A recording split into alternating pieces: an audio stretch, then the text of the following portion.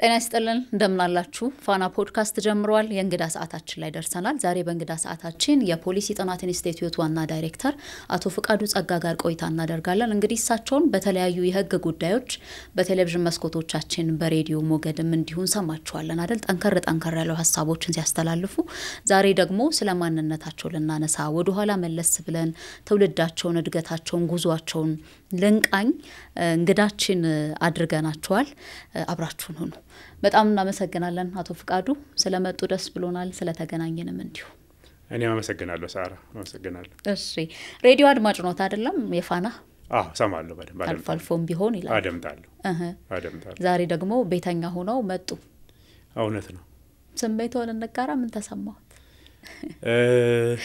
ያው እንግዳውንስ ያንቺን ፕሮግራም በተለይ የእንግዳ በደንብ ማየውን እንደሞ በተግባር ደግሞ ያየው ለማግኘት ወጥቻለሁ እሺ የተለየ ነው የሚሆነው ካልማልመጥ ወደ መሳተፍ ቴሌቪዥን ላይ በርግጥ ብዙ ጊዜ ለብዙ ጉዳዮች እናገኙታለን ጠንከር ያሉ ጉዳዮችንም እንዲሁ ማንሳት ስንፈልግ በተለይ የህግ ጉዳዮች ላይ እርሶን እንመለከታለን ዛሬ በተለየ መልኩ ስለ ህይወቱ ሊያጋሩን ስለመጡ በድጋሚ በጣም ነው ማመሰግነው 18 አመት ገደማ በፍትህ ሚኒስቴር ነበሩ ወደውና ፈቅደው ነው ህግን ያጠኑት እንዴት መረጡት የሚለውን እስኪ እሱን እናስቀድም ምናልባት እስከ 10ኛ ክፍል ስማር የመሆን የምፈልገው የታሪክ መምህር ነበር እሺ መምህርነትን በጣም ብዙ አይነ ሱራን በዩኒቨርሲቲ ያለፉት ሰዎች ታሪክ ሊሆን ይችላል ይሄ ብዙዎቻችን ኢንፍሉዌንስ እንሆናለን በሂስትሪ ትምህርትና 10ኛ ክፍል ላይ አንድ መምህሬ ነው ህግን ብታጠና ተሰጥቶ ያለ ይመስለኛል ሙቃቱ ያለ ይመስለኛል የሚል ምክር ሰጥቶኝ ከዛ ጊዜ ጀምሮ አልሜው ነው እውነት ለመናገር ዩኒቨርሲቲ ከገባው ማጠናው ህግ ነው በያስቤ ነው የገባውትኝም ደስ ብሎኝ ነው የተማርኩት ደስ ብሎኝ ነው የሰራሁት ስለዚህ ወደ አርሲ ጢጆኒድና ለቤቱ ስንተኛ ልጅ ነውት በጣም ብዙ ቤተሰብ ያለበት ቤት ውስጥ የተወለደ ልጅ አስተዳደግ እንዴት ነበር የሚለውን ደግሞ እስኪ እናንሳ ጥሩ ለቤቱ ለናቴ አራተኛ ልጅ ነኝ አባቴ ግን የመጀመሪያ ባለቤቱ ሞታ አባት ስለሆነ እናቴን አግብቶ የነበረ ከአባቴ ሲጀመር ነው 11ኛ ልጅ ነኝ ማለት ነው ስለዚህ ሰፊ ቤተሰብ ባለበት ውስጥ ነው የተወለድኩትም ያደግኩትም እስካሁንም ድረስ ብዙ ኤክስቴንድድ ፋሚሊ ያለኝ ሰው ነኝ እንደዛ ነው ኖሮ ብዙ ወደ ኋላ በቤተሰብ ተከብቤ ነው የምኖረው ገጠር መወለድና ማደግ የመጨረሻም ሆነ የመጀመሪያ ልጅ ጫናው እኩል ነው እንደሚታወቀው እርሶም እንደዛ ሲሉ ነበር ማገዝ ቤት ውስጥ መርዳት እንዲህ አይነት ነገሮች ነበሩ ማለት ነው አይደለም ያው እኔ በግብርናው በመናም ላይ አገዝኩ ማለት አይደለም ምክንያቱም የአይነ ስውርነቱ ገና በልጅነቴ ስለሆነ ነበር እንትን ያለው ነገር ግን ከትምህርት ቤት ገብቼ ከገባው በኋላ በተለይ ከአዳሪ ትምህርት ቤት ወጥቼ 7-8 ስማር ለራሴ የሚሆኑ የሚዘጋጁ ስንቆች በሶ ሌሎች ነገሮችን ቢያንስ በመሸክሸኩ በመናም አግዛት ነበር እናቴ አንዳንድ መስራት የምችላቸው እዛው የሚወቀጡ ምን የሚሆኑ ነገሮችን ብዙ እይታ የማይፈልጉ ነገሮችን በማድረግ አገዛታለሁ በሌላው ረገድ ቤተሰብ አግዣለሁ ለማለት ያው ባሪያሩ ስለነበር ማለት ነው ልክ ነው ከባድ ነው እንዳሉት እንደተወለዱ አይደለም አይነ ስውር የነበሩት ትንሽ የ3-4 አመት ልጅ እያሉ ነው ያጋጠመው ምንድነው ምክንያቱ ይሎታል ጠይቀው ያውቃሉ ያው ሳይንሳዊ መረጃ አይኖርም እንደምታውቂው ሁለት መላምት ይመታሉ እሺ አንዱ አባቴ ውድማ ተወግቶ ያዘራው ጋቢ ነበረኝ ጋቢ ላይ መተውተኛ ጠቅልያ ያስገባው ሲነሳ አይነ ብጫ ሆነ ከቤትም ሄርን መዳር አልቻለም ብሎ ይነገራሉ ሌላው ደግሞ ያው ገጠር እንደምታውቂው ስራ በደቡብ በመናምን አለ መጨዳው ምኑ የሚደረገው በዛ ሁኔታ ውስጥ ደቡብ ኖሮን ለመሳሰው ቀርቦ አዲስ ልብስ ገዝቼለት ሰው ፊት ሲሮጥ የሰው አይን ነው ብሎ ያነሳሉ ሁለቱም መላምት ይሰጣሉ እነሱ አንደኛው ለልክፍት ነው ብሎ ይሰጡታል ያው አውድማ ላይ በቀጥር ሰዓት መተኛትን ሌላው ደግሞ የሰው አይን ነው ይላሉ ሳይንሱ በወቅቱ የተባለው የሚችሉትን ያለ ማሳከም ሞክሯል ለማዳን አይችልም እድሜ ለትምህርት ሲደርስ ትምህርት ቤት አስገቡት የሚል ምክር ተሰጥቶናል ነው ስለዚህ ሳይንሳዊ የሆነ መንስኤን አላቀም ማለት ነው ስለዚህ ቤተሰብ ጉዳዩን አምኖበት ወደ ህክምና ማምራት እድሜ ለትምህርት ሲደርስ ደግሞ ወደ ትምህርት ቤት እንዲሄዱ ማድረጉ ላይ ትልቅ አስተዋጽኦ ነበራቸው ማለት ነው አይደል? እውነት ነው ምንም ጥያቄ የሌለው የሃይማኖታዊውንም ጸበል ድረስ ህክምናውንም በወቅቱ አዳማ ላይ የታወቀ የአይን ሐኪም ቤት ነበር። አይ ቲንክ ባህረ ነገር እንደዚህ ስሙ በጣም እርግጠኛ አይደለም ደጋግሞ ያነሳሉ። እዛ ነው ህክምናውን ለማድረግ የተሞከረው። እድሜው ሲደርስ ትምህርት ቤት ወሰዱት ተባለ። ትምህርት ቤት ሲገባ ቀላል አልነበረም። ያው አዳሪ ትምህርት ቤት መግባት ነበረብኝ። ሁሉንም አኮሞዴት የሚያደርግ ስለሌለን በእጣ ወጥቶልኝ ነው የገባው ትምህርት ቤት። የሻሸመኔው ሲሄዱ ማለት ነው? ሻሸመኔ ትምህርት ቤት ሲገባ ለቀበሌው ያው ገበሬዎችን የሚያነቁ በወቅቱ ትምህርት የሚሰጡ ሰው ነበረች። ዘነበች የምትባል ሴት ነበረች እዛ አካባቢ የምትሰራ። እሷ ናት ቤተሰብ ጋር መጣ እጣ ውስጥ አስገቡት የሚል እጣ ወጣልኝ።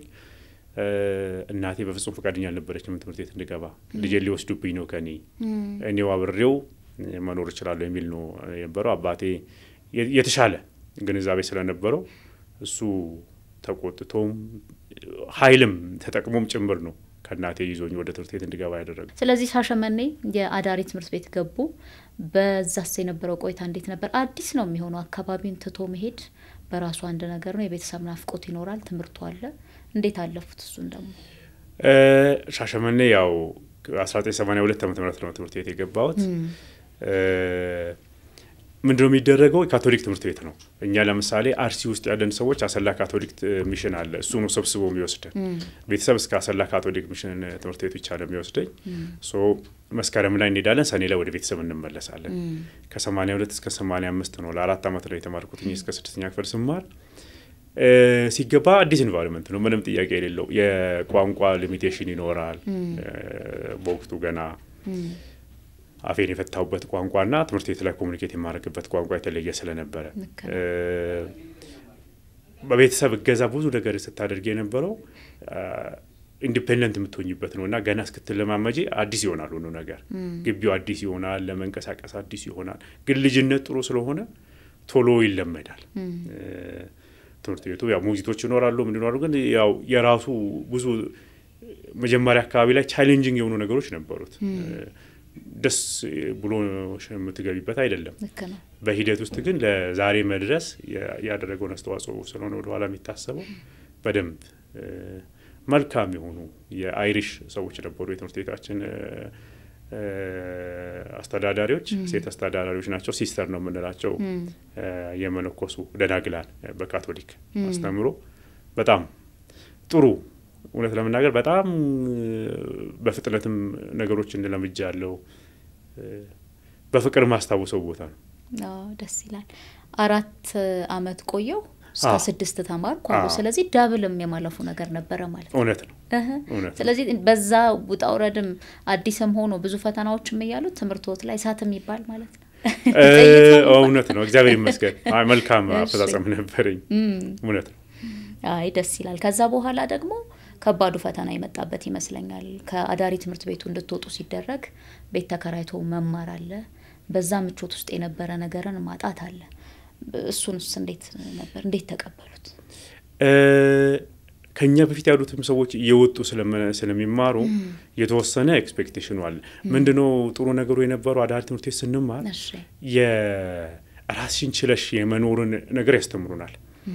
ለምሳሌ መታሰቢያቸው አንድ አይነ ስውር እርሻን ያርማል ምናምን ያስተምራሉ ብለሽ ቢነገርሽ ለተከበይት ይችላልሽ። እኛ 40 ከሰዓት የእርሻ ትምህርት በተግባር እንማራለን። ካሮት ሄደሽ ታርሚያለሽ፣ ጎመኖች ሄደሽ ታርሚያለሽ፣ በቆሎ ታርሚያለሽ፣ ትኮተኩቻለሽ፣ ዋታ ታጠጫለሽ፣ አበባ እናጠጣለን። ይሄ በልጅነታችን ትምህርት ቤት ላይ የምናደርገው ነው።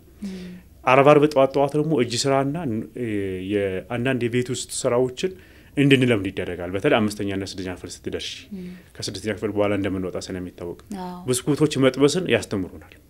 የእጅ ስራዎችን መስራትን፣ የሙዚቃ መሳሪያዎችን መስራትን ያስተምሩናል ማለት ነው።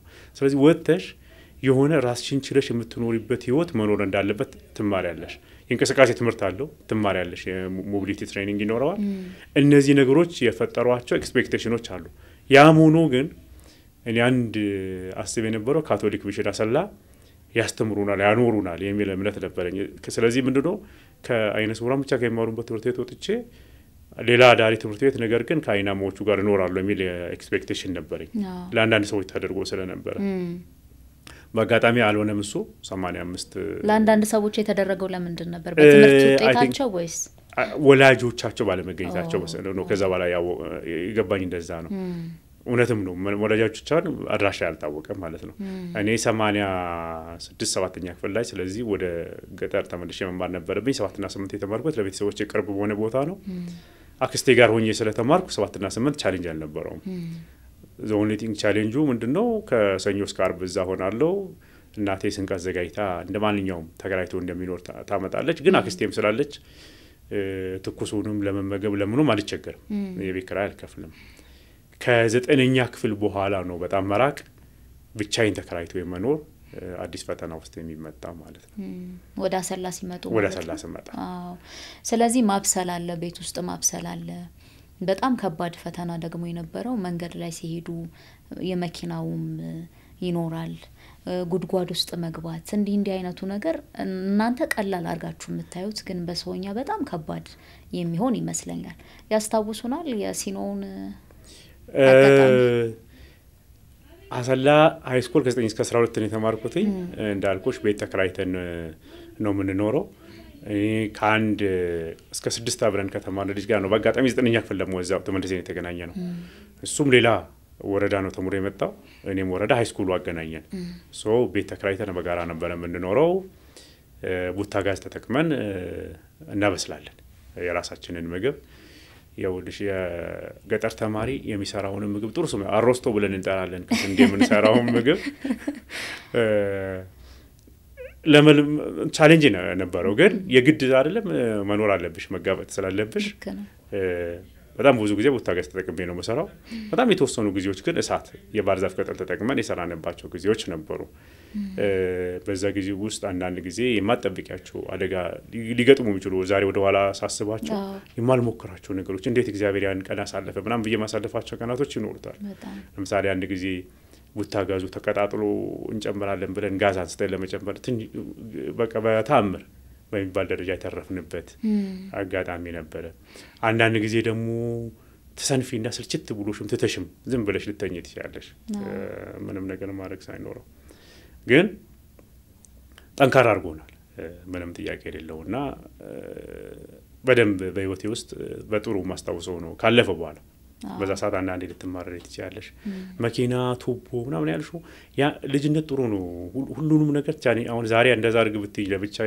ሄድ ብትይ እንደዛ የገጠሙት ፈተናዎች ቢገጥሙ በፍጹም ያ አይነት ትግስት አይኖርኝም በፍጹም እንደዛ አይነት ትግስቱ ኖሮኝ አልንቀሳቀስበትም ትምህርት ቤት ረጅም መንገድ መሄድ ይኖራል መንገዶቻችን ታውቂ የለም ዛሬ ስትጂ ጥሩ ባዶ ንጹህ የነበረው ስትመጪ ተቆፍሮ ታገኛለሽ ውስጥ መግባት ብቻ ሳይሆን ቱቦ ምናልባትም ቆሻሻ ኖሮት ውሃ ኖሮ እንደዚህ አይነት ነገሮች ይኖሩታል መኪናም ያልሽው ማስተዋወሰው እሱ እንኳን ኦልሞስት ከጨረስኩ በኋላ ነው 12ኛ ክፍል ፈተና ተፈትነን ግንቦት ላይ በህይወቴ ከተጨማሪ ተሰጥቶኛል በየማሰብበት ቀን ስለሆነ ግንቦት 30 ነው ማታ ላይ እንዲሁ አንድ ሰዓት አካባቢ ወጥቼ ወደ ጓደኛ የቤት ደየርን ከ10 ከ5 ሜትር በላይ ከኔ በላይ ፍሬን የበጠሰ መኪና ተገልብጦ 3 ልጆች ይገለዋል እዛው ፍሬን በጥሶ ነው የመጣው በጣም በእንትን ነው የሚመጣው በጣም በታምር እስከ ዛሬ ድረስ እግዚአብሔር በቃ ህይወት ይጨመረልኝ በመክንያቱ ብዬ ከማሰብባቸው ቀናቶች ናቸው መኪና ይከባል ነው ምንም ጥያቄ የሌለው አዲስ አበባ መጥተሽ ይገጥምሻል እሱ እንኳን ገጠርላ የሚነዳውም ሰው ያው የውቀት ደረጃው ያነሳር ነው የሚሆነው አካል ጉዳተኛውን የምትይዩ ነጭ በትር ጥቅሙ ምንድነው የሚለውን የሚረዳሽው አሽከርካሪ በወስን ሁኔታ ነው የሚገጥምሽ እንኳን ተረፉ እንኳን ሁለተኛ እድል ተሰጥቶት አንዳንዴ መማሪያ ሆነው የሚያልፋሉ እንዳሉት አሁን ላይ ሆነን እናረጋቸዋለን ስንል በፍጹም ብለን መልስ የምንሰጣባቸው ያን ግን ልጅነቱም ድፍረቱም አለ ልሁም ያለ ይመስለኛል ለምን ማድረግ አልችልም የሚለው ልህም አለ እሱስ ሆኖ ዛሬ ደረሱበት ደረጃ ደርሰዋል እንዴ ይያለ አዲስ አበባ ዩኒቨርሲቲ ሎ ስኩል ገቡ እዛስ ያው ህግን ቀደም ብለን አነሳን ፈልገውት እንደገቡ እንዴት ነበር የአዲስ አበባ ዩኒቨርሲቲ አቀባበል አዲስ አበባ ለመጀመሪያ ጊዜ መጡ ያኔ ለመጀመሪያ ጊዜ አዲስ አበባ የመጣሁት ሰኔ 91 ከተፈተን በኋላ ነው። እሺ የብሬል ወረቀት ለመግዛት ብዙ አይነት ሱራን ተማሪዎች አሉ አሰላና የሁሉንም ልጆች እንትን ይዤ ነው የመጣሁት። የተወሰኑ ከአንድ ጓደኛዬ ጋር ልንገዛላቸው ማለት ነው። እዚህ ከኢንሱራ ማህበር ገንዘብ ሰብስቤ ልገዛላቸው ለመጀመሪያ ጊዜ የመጣሁት።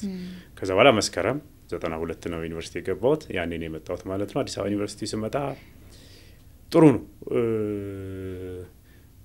ብቻ ገጥሞኝ የነበረው ነገር መሰለሽ ብቸኝነትን ትንሽ ቻሌንጅ አድርጎኛል የመጀመሪያ ዓመት ላይ በተለይ እኔ ቀደም እንዳልኩሽ ሃይ ስኩል ስማር ጓደኛ አለኝ።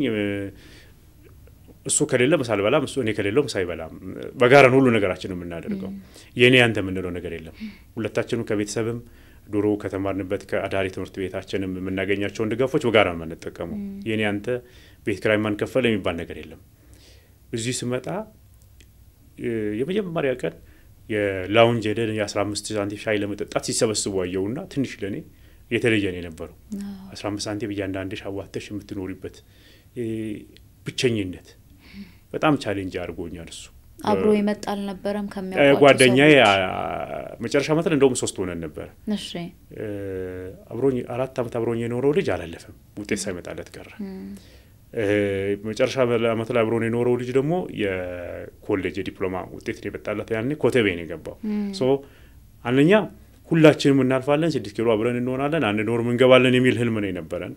ያ ነገር አልሆነም። እሱ የፈጠረብን ነገር አለ። አንድ አይነት ወር ወዲሽ ሲፈተን ቻሌንጅ አለው መሰለሽ። ያንቺ ዝግጅት ብቻ ሳይሆን የሚያነብልሽ ሰው ብቃት ይወስነዋልና በደንብ ኮምፒተንት የነበሩ ልጆች ናቸው በደንብ በጋራ። ነገር ግን የእለቱ አሁን ያልኩሽ ነገሮች እድልኛ አልነበርንም። ፈተናውን የሚያነቡ ሰዎች ጋር ጥሩ አልገጠመንም ሁላችንም። በአጋጣሚ በዛ ምክንያት ውጤት አልመጣላቸውም ማለት ነው እነሱ። ስለዚህ ብቻዬን ሆነ ነበረብኝ። የገባውበት ዶርም ግን ደሞ ድሮ አዳሪ ትምህርት ቤት አብሬ የተማርኩት አንድ ልጅ አግኝቻለሁ። ግን አብረን በልጅነት ነው አብረን የነበርን። ከዛ በኋላ ለ6 ዓመት አብረን ተለያይተን ባህሪያችን እንኳን አንተዋወቅም። የተሻለ ኮሙኒኬት ማድረግ አንድ ዶርም ለመሆን ምክንያት ሆኖኛል። ግን እንደዚህ የጋራ ህይወት የምትመሪው አይደለም የሚሆነው ማለት ነው።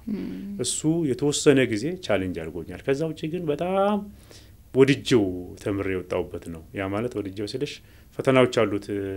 ፈተና የሚያነብልሽ አንባቢ ማጣት፣ መቸገር፣ ማዘን፣ ከፍታዎችና ዝቅታዎች ይኖሩታል። ግን ጠቅላላው ሲደመር በደንብ ወድጄው ነው ተምሬ የወጣሁበት። እሺ ስለዚህ በጣም በጥሩ ሁኔታ አጣናቀቁ የህግ ትምህርቱንና መጀመሪያ የገቡት ፍርድ ቤት ነው። እንዴት ነበር እሱስ? የሥራ አጋጣሚው እንዴት ነበር? ማስታወቂያ ወጣ ወይስ እንዴት አገኙት ደግሞ ወደ ስራው ዓለም? ያው የኛ ጊዜ የህግ ዲግሪ የሚያስተምር ብቸኛ አዲስ ዩኒቨርሲቲ ላይ ነበረው። አይ ቲንክ የመጨረሻ አባት ይመስለኛል። ከዛ በኋላ ሌሎች ዩኒቨርሲቲዎች አስመርቋል ይመስለኛል ከ97 ከ98 በኋላ። ስለዚህ ስራ ማግኘት ብዙም ከባድ አልነበረም። አንድ ወር ስራ መፈለግ ግን ከባድ ነው። አንድ ወር ራሱ ይረዝምብሻል። አንድ ወር ስራ ፈልገናል። ሐምሌ 17 ነው የተመረኩት። ከመስከረም 1 ጀምሮ በሚለው የቅጥር ደብዳቤ ያገኘ ነው። በጣም ብዙ ቦታዎች ወረቀት ታስገቢያለሽ የተባለበት ቦታ ሁሉ ያው ስትመረቂ ደግሞ ኪስም ባዶ ይሆናል። ብዙ ነገሮች አሉ፣ ቻሌንጆች አሉ። 3 ልጆች ሆነን ነበር በጋራ ስራ በጣም ደጋግመን የምንፈልግ እና ቀኑን ሙሉ ሲቪያችንን ይዘን ያዘጋጀነውን እንበተናለን። በርግጥ ዩኒቨርሲቲ ያለው ባህር ዳር ዩኒቨርሲቲ መምህር ሆኖ የሚሄድ እድል ገጥሞኝ ነበር። ሊስት ከተደረግን በኋላ ውስጤን ሳየው መምህር የመሆን ነገር ያለ አልመሰለኝም። በደንብ በመፈልከው መንገድ ለሰው ኮሙኒኬት ማድረግ ራሴን ይችላል የሚል እምነት አልነበረኝም። ብዙ ሎ ስኩሎች የተከፈቱበት ጊዜ ስለነበረ ብዙ ሰዎች ወደ ሎ ስኩል ገብቶ ማስተማር እድል ነበራቸው። ስለዚህ ባለኝ ውጤትም እንትኑ ከተመዘገብኩ በኋላ ነው የተኩት። ፍርድ ቤት የማስታወቂያ ለረዳት ዳኝነት ነው የወጣው። አመለከትኩ፣ ገባው። ከተቀጠርኩ በኋላ ግን ረዳት ዳኛ መሆን አትችልም፣ አንተ ተከላካይ ጠበቃ ነው መሆን የምትችለው የሚል ነገር መጣ። ለምንድን ነው እስቲ የሚከለክል ህግ? ያው ሁሉ ጊዜ መከራከር አለብሽ። ብዙ ነገሮች ሁሉ ቦታ የተሟላው አዌርነሱ ሁሉም ቦታ እኩል አይደለም የሚሆነው። የሰዎች መልካም ፍቃድ ላይ ይወሰንብሻል አንዳንድ ነገሮችሽ።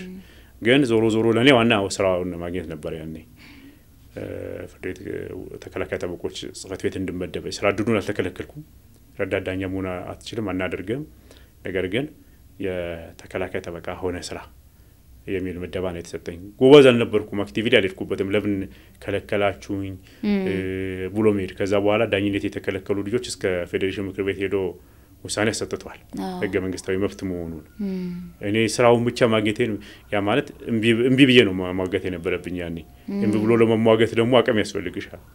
ስለዚህ የተሰጠኝ ምደባ መቀበል ነበረብኝ። በወቅቱ ከነበሩት ከፍተኛ ፍርድ ቤት ፕሬዝዳንት ጋር ግን በደንብ ነበር የምንስማማው። እስቲ አሳዩኝ ህግ ያወቅም ስትማሪ በቢሮ ተስማሚያለሽ፣ በተግባር መመደቡ ላይ ኃላፊነት መውሰዱ ላይ ቻሌንጅ ነበረው ማለት ነው። እና ስራውም ቀጥ ብሎ ዌልካም ብሎ የሚቀበልሽ አይደለም የነበረው።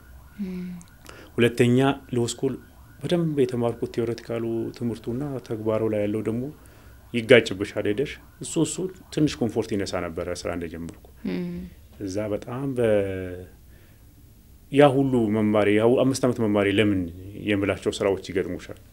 ይሄ በ6 ወር መማር ኖሮ ይበቃኝ ነበር የምትዩ ስራ ሁሉ ይገጥምሻል ማለት ነው። ልክ ነው። በጣም የሚፈትኑ ብዙ ነገሮች አሉ። ግን ከሐምሌ እስከ መስከረም ባለው ጊዜ ነሐሴን እንዴት አሳለፉ? ቤት ተከራዩ? ዘመድ ነበረ እንዲህ ወደ ስራ ፍለጋው ሲሄዱ? ነሐሴን አንድ ጓደኛችን አለች፣ አንድ 15 ቀን እሷ ጋር ነው የኖርኩት። እሷ ዩኒቨርሲቲ ተማሪ ናት፣ ነገር ግን አግብታ የምትማር እና የነበረችና ባሏ ስራ አለው መምህር ነው። ስለዚህ ቤት ነበራቸው። እሺ። ጎን ለጎን ደግሞ እኔ ዩኒቨርሲቲ ባለቤቴ አብረን የተማርነው ህግ አብረን የኖርነውና ለሷ ቤት ተከራይተን ነበር። ከወንድሟ ጋር ትኖር ነበር ማለት ነው። ስለዚህ ከነሐሴ አጋማሽ በኋላ ግን ምንድነው የተለየ ነገር የሚያስፈልገን? ቤት ተከራይተሻል፣ ጓደኝነታችን በደንብ ወደ ትዳር እየሄደ ነው፣ ለምን ነው አብረን መኖር ማንችለው ብለን ወደ አብሮ መኖር ገባን ማለት ነው። ስለዚህ 15 ቀን ብቻ ነው።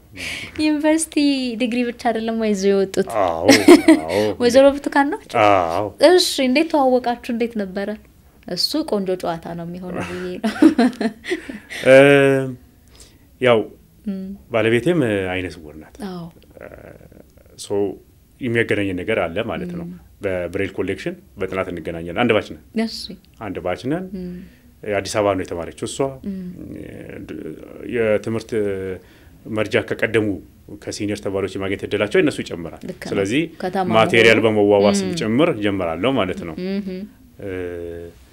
ቅድም ብቸኝነትን አንስቼልሻለሁ አይደል? በጣም ሰው መፈልግ ሰው ነበር እና ሞር የተቀራረብን ከ93 በኋላ ደግሞ የፍቅር ጥያቄውን በማቅረብ በጓደኝነት አብሮ በመኖር ብቸኝነትን ባይተዋርነት በደንብ የቀረፈችልኝ ናት የነበረችው።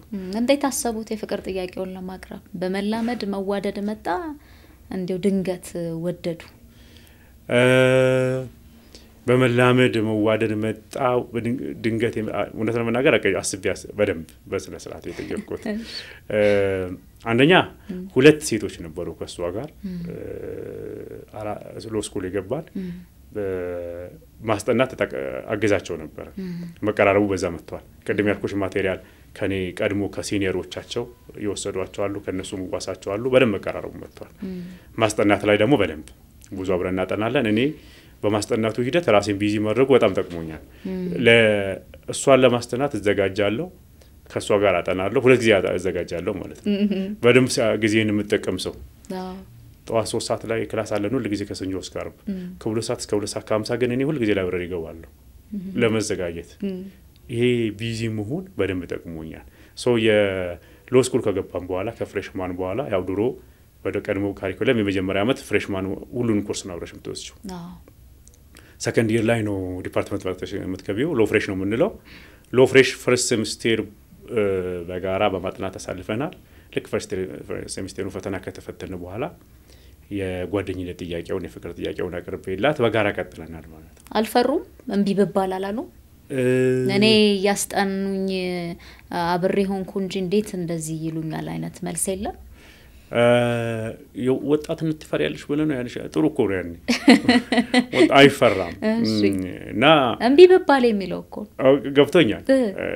ግን እምቢ ብባል ብለሽ አፈነሽ ደግሞ አታዩማ የሆነ ቦታ መፈንዳት አለበት እና ምልክቶቹ ማይገባም ብለሽ ነው ምልክት ቀድሞ ምልክቶች ይኖራሉ ባንድ ቀን ጥያቄ አይመጣም ስለዚህ የሆነ ግሪን ላይት የሚመስል ነገር ሳይኖር እኮ አትይም ግሪን ላይት የሚመስሉ ነገሮች መቀራረብ መፈላለግን ለምሳሌ አሁን ፈተና ተፈትነን ጨርሰን በዚህ ሰዓት እንገናኝ የጥናት ቦታ ብለሽ ስትቀጣጣሪ እሺ የሚል መልስ ካገኘሽ የሚቀጥለው እሺ እንደሚሆን እርግጠኛ ነሽ ማለት ነው ምን እናደርጋለን ፈተና ተምናጠለው የለም አንገናኝም ብትባይ ብለሽ ወደ ኋላ ታያለሽ ሶ አንድ ግሪን ላይት ነው ቀድሞም ደግሞ የነበሩ ነገሮች ያው የተለመደ የሴት መልስ ታገኛለሽ ደግሞ የመጀመሪያው ነው ቀን እሺ አይደለም እኮ አስብበታለሁ ደግሞ እሺ ነው ምንም ጥያቄ የለም አስብበታለሁ ከተባለ ሆኗል እንደዛ ነው አስብበታለሁ ተባሉ አስብበታለሁ ቀድሞ ይሄ እንትኗ አቋማ ጠንካራ ነበር ተማሪነት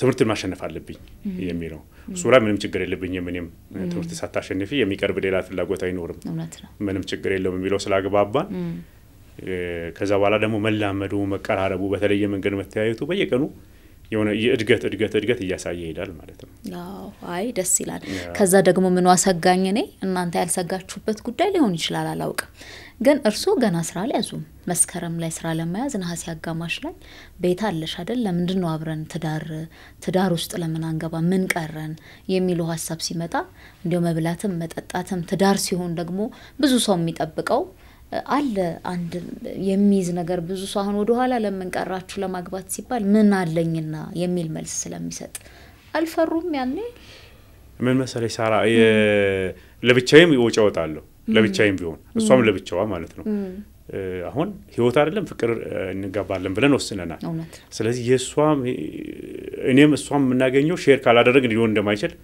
ገብቶናል በአጋጣሚ ከገበሬ ነው ምን የመጣ ነው ሁለታችንም ብዙ ቤተሰብ ገዛ አይኖርንም አንዱ ያለውን ሼር ያደረግን ካልሆነ እንደማይሄድ እናቃለን ቤት መከራየት ውስጥም ስንገባ መጀመሪያው ነው የታወቀ የወራዊ ገቢ ምንጭ ታውቆ አይደለም ስራው ቶሎ እናገኛለን ኪሳችን ካለው እንክፈል በሚል እንደይገባ ነው ተስፋ ነው የቀደም በተሳስ በደንብ ከዛ በኋላ ምርቀን ተከራይተሽ መኖርሽ እሷም እንደዛው የኖርን መሆናችን ይሄ ከጀርባ ያለውን ሸክም ብዙ ያልተጫነን ነበር ነው ብዬ አስባለሁ ስለዚህ እኔ በቤተሰብ በኩል ምንም የመጣብኝ ነገር የለም እሷ እንደውም እንዳልኩሽ አንድ ወንድሟ እዚሁ የቀን ስራዎችን እየሰራ የሚኖር ነበር በጋራ አብሮኝ ይኖሩት የነበረ ደስተኛ ነው የነበሩት ምንም የተለየ እንትን ጫና አልነበረብንም ግን ያኛው አኗኗራችን አስተዳደጋችን ላይ የመጣንበት መንገድ የስነ ልቦና ድፍረትን መሰጥቶናል ይመስለኛል በጣም ደስ የሚለው በዚህ የትዳር ህይወታችሁ 5 ልጆችን አፍረታችኋል እንዲሁም የመጀመሪያ ልጃችሁ ዩኒቨርሲቲ የመጀመሪያ አመት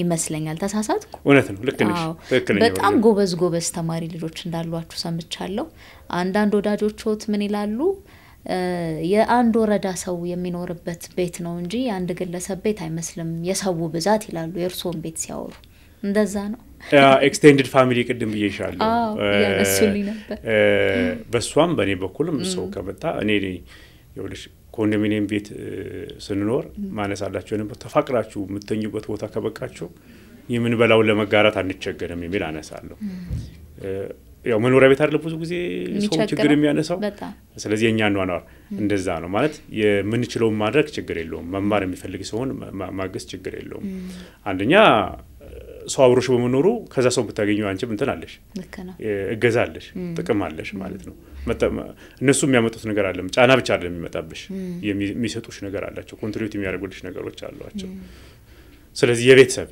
ሰዎች አልቸገርም ሆስት ለማድረግ 5 ልጅ ሲጨመርበት ደግሞ በጣም መሐለ ህፃናትና እንትን ይሆናል ማለት እንደተባለው ወረዳው ይገልጻል እንደላቸው ትምህርት ላይ ሌሎችስ ልጆቹ እግዚአብሔር ይመስገን ሁሉም ደህና ልጆች ናቸው ማን ይባላል ምትዋወቃቸው እስኪ ሌሎቹ ቅዱስ ይባላል የመጀመሪያ ልጅ ቅዱስ ፍጹም ናሆም አሜን መጨረሻ ኤልዳና 4 ወንዶች ናቸው ልጆች ሴት ፍለጋ ነው ይወድሽ ይሁሉ ታገኘች ከና የመጨረሻ ስለዚህ የመጨረሻዋ በቃ በቀንጦት ላይ ናት አሁን ሴት ናት በዛ ላይ በፍለጋ የታገኘች ሲሆን በደም እንዴ አሁን ብዙ ሰው የሚያሳድጋት ናት ሰው ወንድሞቿ በደም በልዩ የሚያዋት ናት እሷ ለሁሉም ብርቅ ናት በርቀ ልጅ ነች እሷ።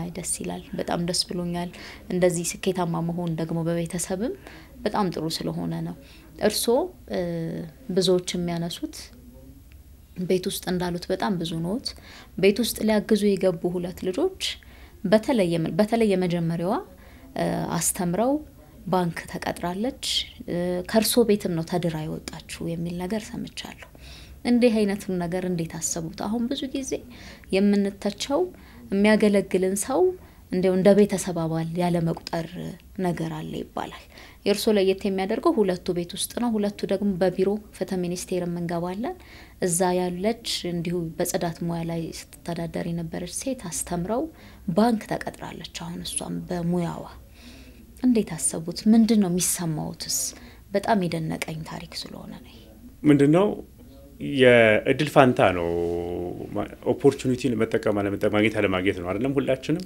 እና እግዚአብሔር የሰጠን የአይምሮሽን ጭንቅላት ከሆነ ሁላችንም እኩል የተሰጠን ግን ያገኘሽው እድል ፋንታ ነው የወደሽኔ ጥሩ እድል ስላገኘው ተምሬ ራሴን ችዬ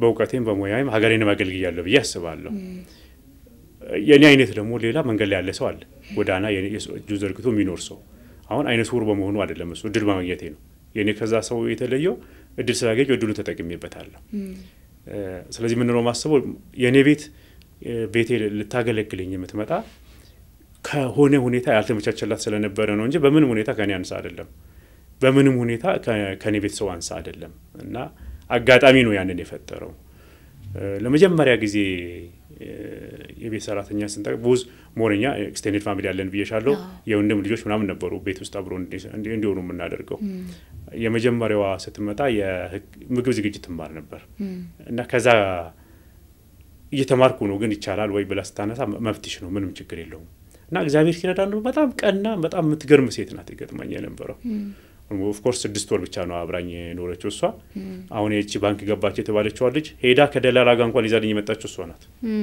ሰው ማመን ላይ አልቸገርም መርጠሻም ብለን እግዚአብሔርም መልካም ሰው አመጣለን ልጅቷ በጣም ታማኝ ናት መልካም ናት እና የጇን ነው የራሷን እኛ ምንም አዲስ ነገር አድርገንላት አይደለም እሷ ፍሬዋን ያገኘችው የመታመኗን ፍሬን ያገኘችው መጀመሪያ ሴክሬታሪ ትማር ነበር ከዛ ወደ ማርኬቲንግ ትምህርት ገባች በደንብ ለማገዝ ሞከረናል ትምህርት ስትማር የንስልሽ ነገሮች ሁሉ አልጋ ባልጋ አይደለም የምትጋጭባቸው ጊዜዎች ይኖራሉ ወጣ ተመልሳለች ከቤት ወጣ እንደገና ምንድነው በየተቆጥቼ መታለች ስትገባም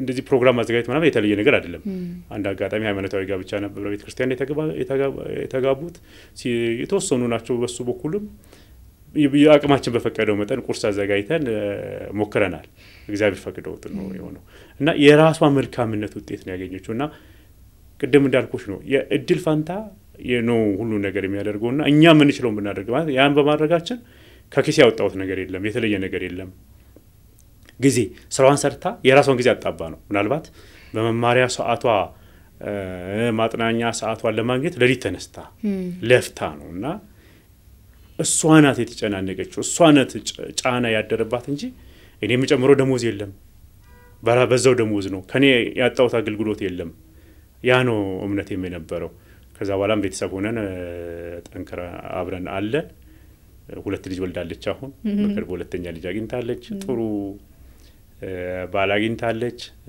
እግዚአብሔር ደግሞ ህይወቱን ባርኮላታል ይሄን ሰላም በማግኘቷ ጽዳት በለሻን ሳሽሩን በተመለከተ እንዲሁ በቻርኩ መጣ ለምን አትማሩም ብላች ልጅ ለምን አትማሪም ስላት አቅም ችግር ነው ያነሳችው ሲንግል ማምናት ልጅ ታሳድጋለች ከባሏ ተላይታ ህይወት ከባድ እንደሆነ በከፍለ ልጅ ትማሪያለሽ ወይ የሚል ጥያቄ ነው ነሳውላት አው ስትል ተማረች የሚገርምሽ ሁሉንም እንደው ፐርፌክትሊ በየወሩ ተውሻል ከፈልኩላትም ማስጀመር ነው ዋናው የነበረው በሆኑ ጊዜ እኔን በራሳ እንኳን ራሷ እየከፈለች አንዴ ከጀመረችው በኋላ እንትኑ ጥቅሙንም ጣሙንም ነገ ምን ሊሆን እንደሚችል ያሰበች ስለተማረች ጠቅሟት እዚህ ደርሳለች ከማገዝ ደሞዝ ከመክፈል ባለፈ እንዲህም ያስፈልጋቸዋል ብሎ ማድረጉ ላይ ስለሚቀረን የርሶ ደግሞ ታሪክ በደንብ ለሌሎች ስለሚያስተምር ነው ያነሳውት ለዚህም እናመሰግኖታለን ስለዚህ ፍትህ ሚኒስቴር ተቀላቀሉ ከዛ በኋላ 17 18 አመት ገደማ እዛ ነው ያገለገሉት እንዴት ተቀበሉት ደግሞ እንዴት አገኙት እርሶንስ ፍትህ ሚኒስቴርንም ይውልሽ በትግል ነው የገባሁት ቅድም ምን ብዬሻለሁ መማሩም ትግል አለው መስራቱም ስራ ማሸነፉም 97 ገና ተከላካይ ጠበቆች ገብቻ እንደመት ሳልሰራ ማስታወቂያ ወጥቶ ተመዝግቤ ተከልክያለሁ ተከላካይ ጠበቆች ጋር ግን ስንት ደሞዝ ገቡ በስንት ደሞዝ 1040 ብር ነው የተቀጠርኩት ጥሩ ነው በወቅቱ በጣም ጥሩ ነው የነበረው 1040 ብር ነው የተቀጠርኩት በተመሳሳይ ደሞዝ ነው የነበረው ፍትህ ሚኒስቴርም ያኔ 97 ላይ ማስታወቂያ ወጥቶ ተመዝግቤ በአጋጣሚ ቀደም እንዳልኩሽ ብዙ የህግ እንትን ስለሌለ በጣም እንደምገባ እርግጠኛ ሆኜ ነው 0 አመት ነው ባለ የተጠየቀውና አልተጠራውምና ምክንያት ተጠይቅ ሌሎች ለማስተርስ ሊማሩ የመጡ ሰዎች እየተማሩ ይስሩ ተብሎ ተመዝግበው ተቀጥሯል የሚል ወሬ ሰማው ሚኒስትሩ ድረስ ገብቼ ጠይቄያለሁ እሺ እና እኛ ማስታወቂያ ወጣ ነው የችሎታ አቃቢ ህግ ነው እንጂ አንተ የችሎታ አቃቢ ህግ መሆን አትችልም የሚል አነሳው ሚኒስትሩ በወቅቱ የነበረው እንዶ የችሎታ አቃቢ ህግ መሆን እንዳልችል የሚከለክለኝ ነገር ምንድነው እስቲ እንገሩኛል ያው ለመፍትሄ ለመከራከር በጣም ጎበዝ ነበርኩ ያኔ ድፍረቱ ምንም አሁን ዛሬ ቢሆን ይሉኝታውም እንደው አንድ ትልቅ በየልተው ይችላል አሁን በደንብ የሚችለው ግን ያው ማድረግ የሚችለው መጠየቅ ብቻ ነው እንደምታውቂውና መጠየቅ ልክ አለመሆናቸውን በፍጹም ችሎት እንዳልገባ የሚከለክለኝ ነገር አለመኖሩን አስረድቼ ወጣው ግን በደንብ እዛ ተቋም መግባት እንዳለብኝ እንደወሰን ያደረገ ቀን ነው ገብቼ አንድ አይነት ወር ችሎት ገብቶ መስራት እንደሚችል እኩል በደንብ ኮምፒተንት ሆኖ መከራከር እንደሚችል ማሳየት አለብኝ የትኛውን ምድል መጠቀም አለብኝ የሚል ስለዚህ ማስታወቂያ ባወጡ ቁጥር መወዳደር አለብኝ በቃ በደንብ ተስፋ መቁረጥ የለብኝ የሚል ነው ህዳር ወር ጥቅምት 99 ላይ ማስታወቂያ ወጣ አይ ቲንክ 5 ሰው ነው የሚፈልጉት ከአምስቶቹ ጋር ያኔ በደንብ ያቃቢ ገስተዳደር ጉባኤው ኢንተርቪው አደረገ ኢንተርቪውን አልፌ ገባው ከገባው በኋላ ችሎት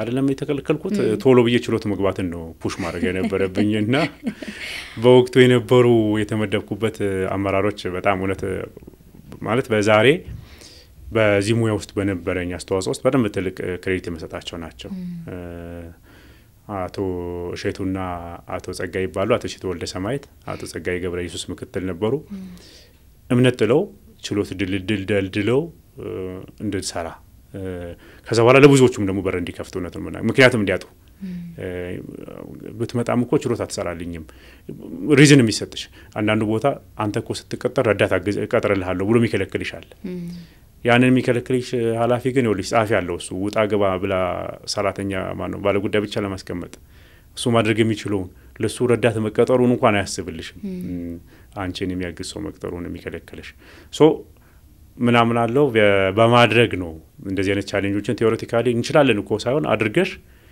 ከስታደርጊ ደግሞ አብልጠሽ ከሌላውን ባላ አድርገሽ ከሆነ ሌሰን ይሆናል በያስባለሁ እንደጋጣሚ እግዚአብሔር ረድቶናል ሌሎች ሁለት ልጆችንም ቀድሞ ይሰሩ የነበሩትን ለምን ችሎት ማትገቡት የሚል ተነጋግረን በጋራ ጀመርን ቀድሞ የነበሩትም ከነሱ በኋላ የመጣ ነው በጋጣሚ ሁላችንም ውጤታማ ነበር ስለዚህ ፍትህ ሚኒስቴር በውጤት እንዲጀምር በደንብ ተቀባይነት እንዲኖረኝ አድርጓል ቀድሞ የተከለከልኩት እዛ ተቋም እንዳልገባ ማለት ነው ፍትህ ሚኒስቴር ላይ እንግዲህ በጣም ረጅም አመት የስራውን ረጅም አመት እዛ ነው የኖሩት የጠቅላይ ሚኒስትር ጽፈት ቤት የጠቅላይ ሚኒስትሩ አማካሪ አሁን ያሉበት ከመምጣቱ በፊት እንግዲህ ብዙውን የስራ ጊዜ እዛ ነው ያሳለፉትና ምክትል እስከመሆንም ደርሰው ነበር አይደለ ያን ጊዜ ደግሞ በደንብ በቴሌቪዥን መስኮቶቻችን እርሶን አየን እንዲ ሲታዩ እንደው ለስለስ ያለ ሰው የሚባል አይነት ነው የሚመስሉት ቴሌቪዥን ላይ ሲመጡ ጉዳዩ ነው ጠንከር የሚያረጋውት ቶኖም ይቀየራል ይሄ የሚያወሩበት ድምጸትም ይቀየራል ይቀየራል ቦታው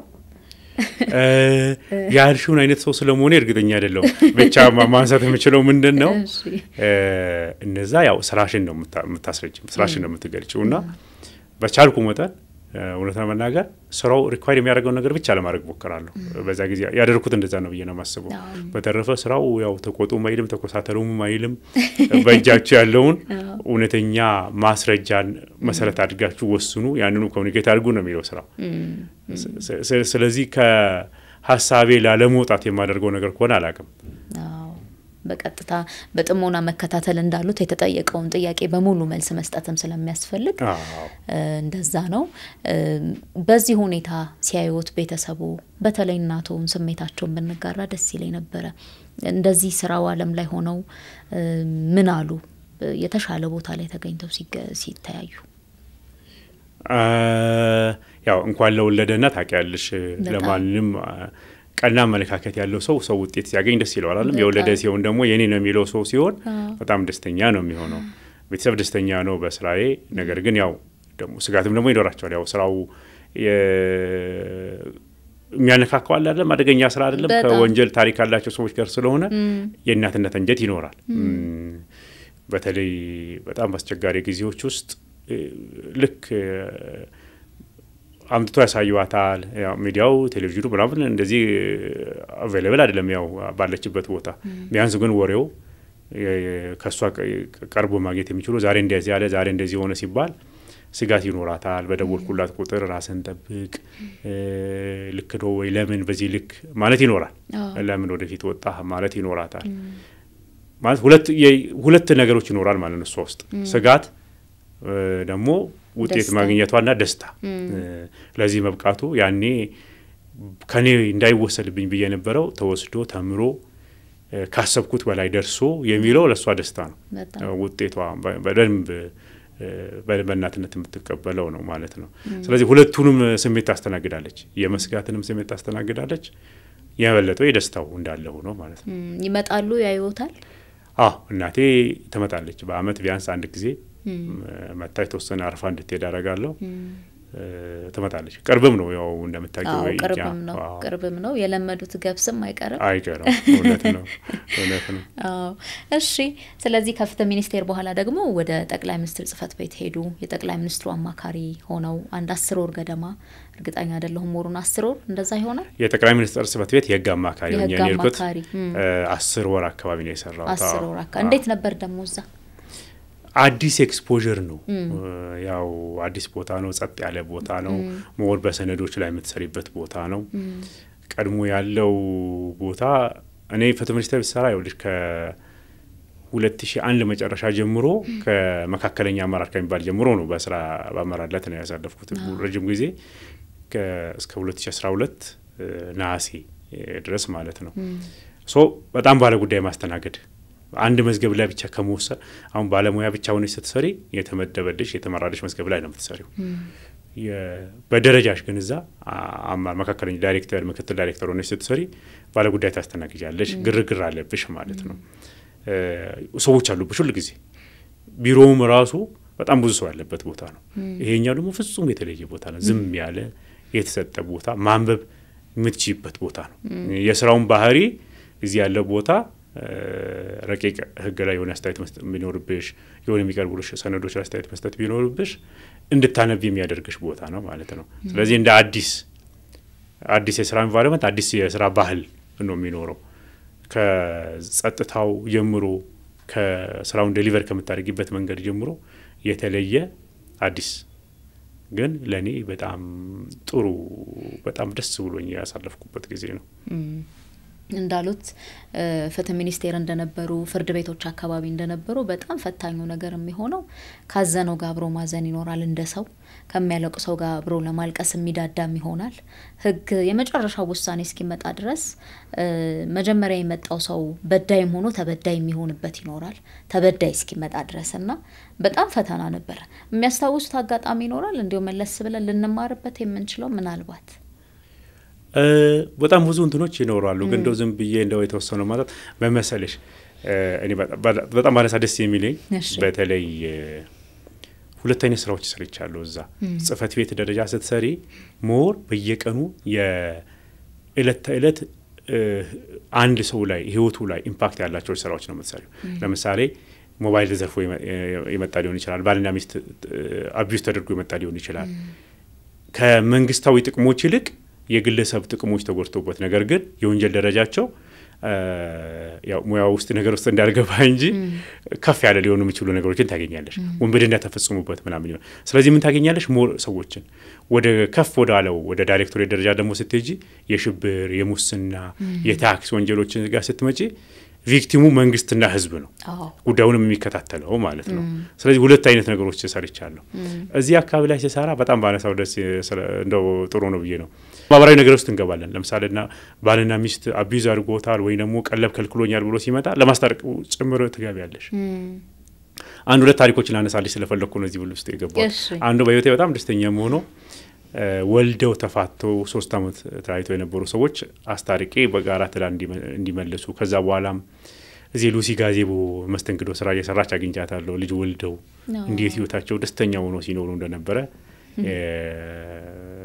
ያነሳችልኝ ወደ ማስመሰሉ ጋር ስመጣ ወደ ኤሉባቡር አካባቢ አብሮ ጓደኛሞች የነበሩ ሰዎች ናቸው ከ20 አመት በኋላ ይገናኛሉ አንዱ እዚህ አዲስ አበባ ገብቶ እዚህ ይኖራል አንዱ እዛው የቡና ላይ ተሰማርቶ ገበሬ ሆኖ ይኖራልና መኪና ሊገዛ ነው የመጣው ይሄኛው ሚኒባስ መኪና ያለው በቀድሞ ጓደኝነታቸው ይተማመኑና ዋጋ ተነጋግረው መኪና ይሸጥለታል ግን ምን ያረጋል ያው እምነት አለ አይደል ጓደኝነቱ ያገር ቤትነቱ ውሉን ምናምን አላስፈረመው ገንዘቡን ገቢ አድርጎለት የተወሰነ ገንዘብ ቀርቶኛል መኪናው ነው ሊሄድ የራስን ፓርት ውል ፈርምና ላክልኝ ብሎት ነው የሚሄደው እና ይሄኛው በደንብ ካልኩሌትድ ሆኖ ውሉን አዘጋጅቶ ነገር ጋር ላይ ውሉ ላይ ሌሎች ሰዎችን አስፈርሞ ይልክለታል ልክ ሲልክለት እሱ ያኛው ትክክለኛ ውል ነው ብሎ የራሱን ፓርት ፈርሞ ቀሪውን ገንዘብ አስገባለት ከሆነ ጊዜ በኋላ መኪናዬን ተውሶኝ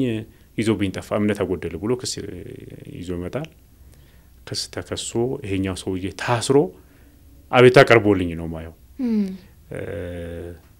በደንብ ነው የሰማሁት ጠበቃውን የመጣው መጀመሪያ እስቲ አስመጡልን ብለ ለፖሊሶች ደውዬ እስረኛውንም ይዞ መጥቶ አርቲዲ ምንለው እንትን ነበር ሞዳሊቲ ነበር ያኔ በተፋጠነ ችሎት ማስረጃ ከተሟላ ወዲያ ሰዎች ለምናስወስንበት ያው በአርቲዲ ሊታይ አይችልም ግራም ይገቡ ነገሮች አሉ ሰውየው በጣም ንጹህ ከልቡ የሚናገር መሆኑ በብዙ መመዘኛዎች ለውስጤ የነገሩ ነገሮች ነበሩና ክስ አቋርጬ በደንብ መርመረን መጨረሻ ላይ ምን ሆኖ ተገኘ መሰለሽ ያው አመነ ሰውየው በምን ምክንያት አመነ የባንክ ትራንዛክሽናቸው ነው ናየን በባንክ ነው የተላለፉት ምክንያት የላቸውም በጣም ተደጋጋሚ ጥያቄዎች ጠየቁትና ገባው እና ብቻህን ባወራህ ብሎ ጠየቀኝ ረዳትህን እንደው እና ኮንፌስ አደረገ አመነ ያለቀሰም ጭምር አመነ ሲያምን ግን ረፍዶበታል ኦሬዲኛ አግኝተናል ሁሉ ነገር ማግኘታችንንም ስላወቀ ነው እና ባከን እንደው 50,000 ብር ብቻ አስጨምርልኝና ከሱ ላንሳለት አለኝ አማመኑ ሳይሆን ያበሳጨኝ ከዛ በኋላ አሁንም እሱ ክሳንሽ ሊሆን ነው ካልሆነ ልቀጥልበት ይችላል አይነት ነገር ማለት ነው እንዴ ያልከው እኮ አሁን እኔ በዚህ ብቻ ለከስብ የሚችልበት ማስረጃ ይዤባለሁ በየሳሰመው ደንግጦ ወጣ በዛ ወንድ ተበድሎ እንኳን አያለቅስም ነው እንደሚባለው አባባላችን ሲያለቅስ ሲንሰቀሰቅ በጣም ዋጥ ያደርጋል በጣም የተጎዳ ነበር የሚመስለው እንደዚህ አይነት ተመሳሳይ በጣም ብዙ ማንሳት ይቻላል ያሳስታል የኛ ስራ መሰለሽ አቃቢ ህግ ስራ ማስረጃን አንቺ የሰው ምስክር ነው የሚሆነው በአብዛኛው the only thing ቴስት የምታረጊው ባሉሽ ዕውቀቶችና ልምዶች የተለያዩ ጥያቄዎችን ለየብቻ ጠይቀሽ ምን ያህል የሚመጋገብ መልስ አገኘው ነው ሊሆን የሚችለው ሌላ ነገር ሊሆን አይችልም እና ሌሎች የተወሰኑ ሰነድ ማስረጃዎች የሚኖሩ ከሆነ ያንቺ ሰው የሰጠሽ መስክርነትና ሰነዱን ነው መጣጣም ተሞክሪው ስለዚህ ሴታፖች የመኖር እድል አላቸው ጥሩነታቸው ግን ሴታፖች ምን ይሆኑ መሰለሽ በቆዩ ልክ ቶሎ ሰው እነዛ ሴታፕ ውስጥ የተሳተፉ ሰዎች የመርሳትም ከወደ ኋላ የመሸሽም የመጸጸትም ተደልሎ ከሆነም ያው የተደለሉበት ገንዘብ ያልቀለ ጥቅም ማጣላትም ነገሮች ይመጣሉ በዛ ይወጣልሻልና ሁሉ ጊዜ ወንጀል ስለመፈጸሙ ልቦናይ ህሊናይ አሳሙነኝ ከተገኘ እስከመጨረሻው ድረስ መግፋት አለብኝ ብዬ አስባለሁ አልተፈጸመም ውስጥ የሚለኝም ከሆነ የከሰስነውም ቢሆን ሙከራዎች ማድረግ አለብኝ ብዬ አስባለሁ በዚህ መካከል ውስጥ ውጤት ታገኛለሽ አንዳንድ ጊዜ ደግሞ አይቀናሙልም ምን መሰለሽ መደመጥ አለበት ሰው እኔ በህይወቴ ሰው የመጀመሪያ ፍትው ስታደምጩ በተለየኛ ኢትዮጵያውያን በማድመጥሽ ብቻ ስራይ ነው አይደል ምንም ሳደምጥሽ ስራይ ነው እዛ የተበደብኩበት መንግስት እዛ አስቀመጠኝ ደሞዝ የሚከፍለኝ ታሹሜም ይሁን ተቀጥሬ ከግብር ከፋዩ ነው የሚመጣው አይደል ያው ሰው ነው የሚከፍልሽ ዞሮ እና ስታደምጩ እንኳን ያመሰግንሻል ማለት ስራሽን የሰራሽ ሳይሆን ፌቨር ይዋልሽለት ነው የሚመስለው አብዛኛው ሰው አመስግኖሽ ነው የሚለው እና መጀመሪያ ፍትህ ስርዓት ውስጥ መደመጥ ነው ሰው የሚፈልገው ያው አንዳንዱ ግን ስራሽ ደግሞ እሱ ብቻ ነው የሚመስለው ደግሞ አለ በየቀኑ አድመጠኝ የሚልሽ ደግሞ ይመጣል በየቀኑ እነሱ ምን ይሆኑ መሰለሽ ስራቸውን ትቶ እዛ አካባቢ ደላላው ነው የሚቀሩ አሉ እነሱ በቃ የጥመት መጀመሪያው ኤክሰፕሽናል ናቸው እነሱ እንዴት ያዩታል ግን አሁን አጠቃላይ የፍትህ ስርዓቱ እየሄድንበት ያለው እንዴት ያዩታል እንዴት ይገመገሙታል ከወጡም በኋላ ቢሆን ያው ከለውጡ በኋላ እንደምታውቁ በጣም ትልቁ ከተሰራባቸው አንዱ የፍትህ ስርዓቱ አካባቢ ነው ህጎችን ከማስተካከል ጀምሮ ተቋማቱን በተቻለ መጠን በባለሙያ እንዲመራ ከማድረግ ጀምሮ ብዙ ጥረቶች ተደርገዋል ብዙ ተግዳሮቶች አሉት ፍትህ ላይ በተደጋጋሚ ጊዜ መንግስት እንኳን እርካታ የሌለው መሆኑን ክብር ጠቅላይ ሚኒስትሩም በፓርላማም በተለያየ ቦታም በሚያደርጉት ንግግሮች ያው ተሰማያለሽ እርካታ ገና መሆኑ እሱ ድምር ውጤቱ በጣም ብዙ ነው ማለት አንደኛ በጣም በተለያየ ማነቆ ውስጥ አልፎ የመጣ ተቋም ነው ስርዓት ነው ስለዚህ በ5 በ6 በ7 አመት ውስጥ የምትፈጪው አይደለም ጁሪስፕሩደንስ ያው እየተገነባ ነው የሚመጣው የፍትህ ስርዓት እስከነስተቱ ሰዋዊ ስተቶች የምትፈቂበት ቦታ ማለት በተለያየ ኢፍታዊ ሆነ መንገድ ስተታ ይፈጠር እንጂ ሰዋዊ ስተቶች ይኖራሉ ባለ መረዳት ባለ መገንዘብ ማስረጃ በደንብ ባለ ማግኘት ህግ ላይ ባለሽ ኮምፒተንስ ሊሆን ይችላል ስለዚህ ተቋማቶቻችን ተገንብቶ ስላልመጡ ያሉበት ተግዳሮቶች አሉ ምንም ጥያቄ የሌለው ገበያው ላይ እንደ ሀገር ነው መክፈል የምንችለው አይደለም እና ከመክፈል ጋር ተገናኝቶ ሰው ቶሎ የሚሄድበት ነው አቃቢ ህግ ብቻ ባነሳለሽ ልክ 5 አመት ሲሞላው አብዛኛው ሰው ወደ ጥብቅና ይሄዳል 5 አመት ሰርቶልሽ የሚወጣ ሰው ማለት መሰለሽ በቅቶ ተቋሙን አውቆ ይችሉ ነው የሚወጣው ሰው የበቃን ሰው ሁሉ ጊዜ ማግሬት አደረገብሽ ማለት አዲስ ሰው ያስለመድሽ ትይቻለሽ በስነ ምግባርም በሞያዊ ክህሎትም አዲስ ሰው መገንባት ይኖርብሻል ማለት ነው ተርናቨሮች አሉብሽ 2015 እኔ እያለው እኔ ከመራው ዘርፍ ብቻ 150 ሰው ለቋል በአንድ አመት 150 ሰው ዝም ብሎ አይደለም የሚለቀውልሽ የሚለቅብሽ ደግሞ ኮምፒተንት የሆነው ሰው ነው የተለፋበት ሰርቶ ማኑ በደንብ በራሱ መንገድ መኖር እንደሚችል አብዛኛው ኮምፒተንት ሰው ነው የሚለቅብሽ አብዛኛው በደንብ እችለዋለሁ በቃለሁ ብሎ የተወሰነው ሰው ነው ኮምፒተንሱ ያለው ሀገሬም እኮ እኔ ላይ የሆነ ነገር አርጋለች መመለስ አለብኝ ሳይማር ያስተማረኝ ብለን ምናነሳው አይደለም ለዚህ ህዝብ ብቸኛ አገልግሎት መክፈያ ደሞዝ ማግኘት አይደለም ኮሚትመንት ያስፈልጋል መስዋዕትነት እኔ መስዋዕት መሆን አለብኝ ብሎ ለፍትህ ስርዓቱ የሚኖር ሰው የተወሰነ ሰው ነው የሚሆነው ሰው በፍርድ ቤቱም በፖሊሱም በእንደሩም ሲተጂ የበቃ ሰው የተማረ ሰው ሲፈልስብሽ ትቸገሪያለሽ እና የፍትህ ስርዓቱ ላይ ምንም ጥያቄ የሌለው ትልቅ ለውጥ ብለሽ የምታስቢው ሰው በእውቀቱ በገባው ልክ የመወሰን ነፃነቱን አግኝቷል ይሄ በደንብ መስከር ይችላል በደንብ ማለት በውሳኔው ለምን ወሰንክ ብሎ የሚጠይቅ ሰው ያለበት አይደለም ይሄ ትልቅ እንትን ነው ለውጥ ነው በፍርድ ቤትም እንጂ በአቃቢ ህግም ጋር ነይ በገባው ልክ እንዲወስን በደንብ መብት ተሰጥቶታል እንደውም አንዳንድ ጊዜ አልበዛም ወይ ሁሉ የሚሉ ሰዎች አሉ ማለት አልበዛም ወይ ስለሽ የተወሰነ ቁጥጥር ይፈልጋል ገናነን በአንድ ጊዜ በዚህ ልክ መሆን የለበትም በዚህ የተነሳ ቅድም እንዳልኩሽ መንግስታዊ ጉዳት ያስከተሉ ጉዳዮች ክትትልም ስለማይኖርባቸው እየተጎዱ ነው በደንብ እየታዩ አይደለም ቆንጠጥ ማለት ይፈልጋል የሚሉ ሰዎች አሉ ስለዚህ የሙያዊ ነፃነት በደንብ ያደገበት ነው እርካታን ግን ፐብሊክ ትራስት እና ፐብሊክ ኮንፊደንስ ቶሎ የሚመጣበት ቦታ አይደለም አንዳንዱ ጉዳዮች የአቃቤ ህግ የፖሊስ ፍርድ ቤት ስራ ላይሆን ይችላል ለምሳሌ ወረዳ ሄደሽ መታወቂያ ማግኘት ለማግኘት ሰው ፍትህ አለ ይልሻል እዛ ላይ ምንም ይላ የለው ማለት ምንም ነገር አንቺ አስተዳደራዊ በሆነ መንገድ ውሳኔ የሚያገኙትን ሁሉ ወደ ፍትህ ስርዓቱ የመውሰድ ነገሮች አሉ ህዝቡን ምንም ህዝብ ሚናችንን አያውቅም ይሄ አቃቢ ህግ ነው ይሄ ዳኛ ነው ይሄ ፖሊስ ነው እንዲልማ ደግሞ አትጠብቂበትም እሱ ከመንግስት ስለሆነ የሚጠብቀው ማለት ነው ሶ የተሻሻሉ ነገሮች አሉ ገና ግን በጣም ገና ይቀረናል በጣም ገና አሁን ደግሞ ወደ ፖሊሲ ጥናት ኢንስቲትዩት ገብተዋል ዋና ዳይሬክተር ሆነዋል 4 ወራት ገደማ ቆዩ እንዴት ናቸው እነኚህ 4 ወራት ጊዜያት አዲስ ትምህርት ቤት መጣ ይወልሽ ኮምፕሊትሊ ይለያል ቀደም እንዳልኩት ጠቅላይ ሚኒስትር ጽህፈት ቤትም ይሄኛው በጣም ይለያል 4 ወር ነው ግን በጣም አዲስ ነገር ስለሆነ በጣም በደንብ እንድማር በደንብ ተቋሙን እንዳቀ ያደረገ ጊዜ ናቸው የነበሩት ስራው ላይ ለመቀላቀል ብዙ አልተቸገርኩም እኔ ብዙ ቦታ አልሰራውም ግን ብዙ ቦታ የሲቪል ሰርቪሱ ምን ይመስላል የሚል የተወሰኑ እውቀቶች አሉኝ ብዬ አስባለሁ በደንብ ብቁ የሰው ኃይል ያለበት ተቋም ነው የመጣሁት የምርምር ስራ እንዲሰሩ ከተቀጠሩ 73 ሰዎች ወደ 40 ሰዎች ፒኤችዲ ዲግሪ ያላቸው ናቸው። በጣም ረጃጅም ጊዜ ትላልቅ ምርምሮችን የሰሩ ናቸው እና እንደ ሀገር ላይም ከተመሰረተበት 25 ዓመት አካባቢ ቆይቷል። የመጀመሪያው ተቋም ኢዲአርአይ የምንለው ያን የኢትዮጵያ ልማት ምርምር ተቋም ተብሎ ነው የተመሰረተው። ሁለት ተቋሞች ናቸው ባይዘይ 2011 ላይ ፖሊሲ ጥናት ኢንስቲትዩትን የመሰረቱት የፖሊሲ ጥናት ማዕከልና የኢትዮጵያ እድገት ምርምር ማዕከል የሚባሉ የነበሩት ናቸው አንድ ላይ መርጅ አድርገው በዚህ ጊዜ ውስጥ ለትላልቅ ተቋማት ለትላልቅ ፖሊሲዎች አስተዋጽኦ ያደረጉ ስራዎች የተሰሩበት ተቋም ነው የመጣው።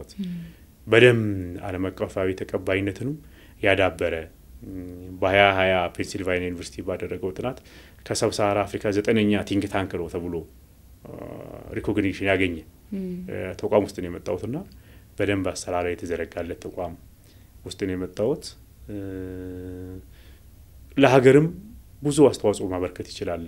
እድለኛም ነኝ እንደማራ መጣውበት ተቋም ብዬ እንዳስብ ያረኩበት ቦታ ነው። ምክንያቱም በቅርብ ጊዜ ፈጣን እድገት አስመዝግቧል ብለን የምናስባቸው እነ ኮሪያ እነ ቻይና ምርምር ላይ ሰርተው ይሄ ተቋም ደግሞ የሚመራመረው ፖሊሲ ላይ ማለት የወደፊት መዳረሻችንን የነገውን እድገታችንን በደንብ ዛሬ ላይ ተልመን ትልቅ ራዕይ መያዝ የምንችለው ዘላቂ ማለት በየወቅቱ የሚቀያየር ሳይሆን ለረጅም ጊዜ ሊያገለግለን የሚችል ፖሊሲ ሲኖረን ነውና እዛ ላይ አስተዋጽኦ የሚያደርግ ተቋም መሆኑን ማወቅሽ ለሀገር ምን ላበርከት የሚል የሆነ ነገር እንድትሰሪ የሚገፋሽ ቦታ ነው የመጣውትና በደንብ ደስ ብሎኝ እንድሰራ የወኩበት ቦታ ነው ያለውት። ባደርገው ባሳካ ሆኖ ባዩ የሚሉት ነገር ምንድነው? ፖሊሲ ጥናት ኢንስቲትዩት ቲንክ ታንክ ነው፣ ሀሳብ አፍላቂ ተቋም ነው። ስለዚህ አንዱ ምርምር ላይ የተለያዩ ተቋማት የግብርና ምርምር፣ የጤና ምርምር፣ ከትምህርት ከውጭ ጉዳይ ብዙ አሉ ለምርምር ያቋቋምናቸው የኛ ደግሞ የፖሊሲ እነዚህ በየጋራው የሚኖራቸው የምርምር ቀን ቢኖራቸው ደስ ይለኛል። የምርምር ቀን ብለን የምናስባቸው ሳምንታት በሀገር ውስጥ የሰራናቸው ምርምሮች ለፖሊሲ አውጪዎች ፖሊሲ አስፈጻሚዎች የሚቀርብበት በየአመቱ ከፍ ያለ ምርምሮች የሚደረጉበት ሆኖ ባይት ደስ ይለኛል። ቪዚብል አይደለም ተቋሙ ብዬ ነው ያሰብኩት። አንዱ በፈታው ብዬ ያሰብኩት በጣም አቅም መኖሩን የሚያውቁ ተቋማት ይተቀሙበታል። በጣም የተወሰኑ ሚኒስትር መስሪያ ቤቶች ብቻ በትላልቅ ፖሊሲዎች ላይ ተጠቅመውበታል። አብዛኛው ግን እየተጠቀመበት አይደለም። ምርምር ይሄን ሀገር ያሻግራል የሚለው አስተሳሰብ ሁሉም ጋር እንዲመጣ ማድረግ ቢሳካልኝ ደስ ይለኛል። ከዛም በኋላ ደግሞ ቴዎሪ ብቻ ሳይሆን ደግሞ እውነትም እንደዚህ የሚያስብሉ ምርምሮች ለሀገር ስንቅ የሚሆኑ ሀገርን የሚያሻግሩ አሁን ያሰብነውን ብልጽግና እውን የሚያደርጉ አሁን በቅርቡ ተከናውነው ሪፎርማችን ምክንያት ክፍትም ያደረግን አይደለም ለውጪ ብዙ ነገሮቻችን ክፍት ማድረጋችን ይዞድን የሚመጣ በጣም ብዙ ነገሮች አሉ። የሚያመጣቸው ተግዳሮቶች አሉ አይደል? ተግዳሮቶችን ሚኒማይዝ አድርጎ የሚያመጣው ነገር ደግሞ ማክሲማይዝ የሚያደርግ ፖሊሲ ማክሲማይዝ የሚያደርግ ስትራቴጂ አይደለም የሚያስፈልገን። እዛ ላይ በደንብ የሚሰራ ተቋም ሆኖ ባየው ደስ ይለኛል። ምንም ጥያቄ የሌለው እንዳጠቃላይ ከቀድሞም ከነበርኩበት ደግሞ ብለሽ ታስቢ እኔ የፍትህ ስርዓቱ ላይ የህዝብም የመንግስትም እምነት አድጎ በህይወት ዘመኔ የት ሙሉውን ኮንትሪቢዩት ላድርግም አላድርግም በተለያየ መንገድ ኮንትሪቢዩት ልታደርጊ ትችያለሽ። አሁን መንግስት ባሰበው መንገድ ያተሳክቶ ባይ ደስ ይለኛል። እውነት ለመናገር የፍትህ ስርዓት ትራንስፎርሜሽኑ ስኬታማ ሆኖ ለብዙ ነገር መልስ ነው ብዬ ስለማስብ የመልካም አስተዳደር የሌሎች ነገሮች ይኸውልሽ በጣም ምቹ የሆኑ ህጎች አሉ። አድሚኒስትሬቲቭ ፕሮሲጀር ኮድ ያስተዳደር ህግ ስናወጣ በጣም ከብዙ አፍሪካ ሀገሮች ቀዳሚ ነን። አንድ ሰው በአስተዳደራዊ ውሳኔዎች ላይ ፍርድ ቤት ጉዳዩን ይዞ እንዲሄድ ማድረግ መቻል ማለት ነው። ያም በልኩ መጠቀም የሚችል የፍትህ ስርዓት ማለት መንግስታዊ ውሳኔዎችንም ዝም ብሎ እያገደ የማይውል ነገር ግን ደግሞ መድሎች በደሎች ሲኖሩ ደግሞ በደንብ ኢንተርቴን ማድረግ የሚችል የፍትህ ስርዓት የፍትህ ስርዓትሽ ጠነከረ ማለት ኢንቨስትመንትሽ ጠነከረ ማለት ነው። የውጭ የፎሬን ዳይሬክት ኢንቨስትመንት በዩ የሀገር ውስጥ ባለ ሀብት በዩ ኮንፊደንስ ይኖረዋል። በደል የሚደርስብኝ ከመንግስት ተቋማት እንኳን ቢሆን ሄጄ ማሸነፍበት የፍትህ ስርዓት አለኝ ብሎ ማመን ኮንፊደንስ መፍጠር ነው። ኮንፊደንስ ፖለቲካል ኮሚትመንት ብቻ አይደለም የተቋማቶችሽ ጥንካሬ ነው። ህዝቡ ላይ አሁን ዛሬ በሐሳብ መፋጨት በሐሳብ ብቻ መተማመን የሚያቀተን ሰዎች በደል አለብን ስንል ከኃይል ይልቅ ወደ ፍርድ ቤት ከኃይል ይልቅ ወደ ፍትህ ስርዓት መሄድን የምናስቀድምበት ጊዜ መጥቶ ማየት ደስ ይልሻል እና አሁን ያለውበት ተቋም ከመረመር አንፃር ቀደም እንዳነሳውልሽ የፍትህ ስርዓቱ ደግሞ ረጅም ጊዜ ስለሰራውበት ብቻ ሳይሆን እንደ ዜጋም ተጠቃሚ ስለሆንኩ እውነት ለመናገር ደግሞ የመጀመሪያው የሥራ ጊዜዎችን የሚያሳልፍኩበት ስለሆነ ስኬታማ ሆኖ ማየት ለኔ ትልቅ እድል ነው ብዬ ነው ማስበው እድሜ ቢሰጠኝ ያንን ባይ በጣም ጥሩ ነው ምንድነው የሚያዝናናውት